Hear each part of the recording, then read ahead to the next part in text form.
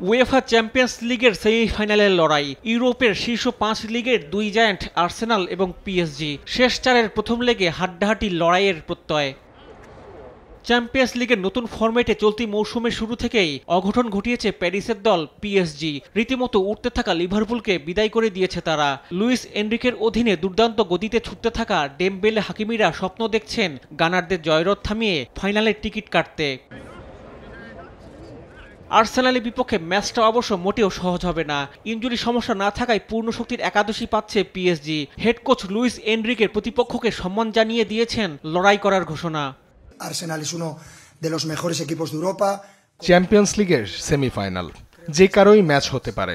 Arsenal ইউরোপের মধ্যে অন্যতম সেরা দল, তবে এরকম ম্যাচে সবাই চাইবে সেরাটা দিতে। আমরাও থাকতে চাই সেই সেরা দলে।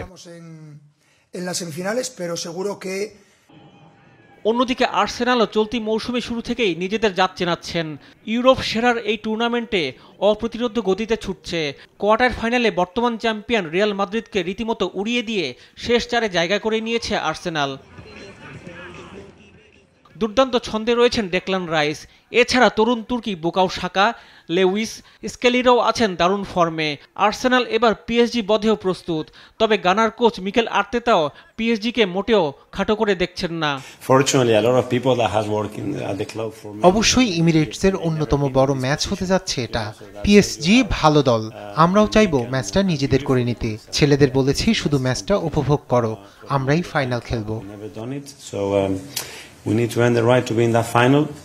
চ্যাম্পিয়ন্স লিগের দিকে চোখ মিকেল আর্তেতার শিষ্যদের। পিএসজি বাধা অতিক্রম করে নিজেদের মাঠের প্রথম পরীক্ষায় ইংলিশ জায়ান্টরা। রিফাত আঞ্জুম, দেশ টিভি, স্পোর্টস ডেস্ক।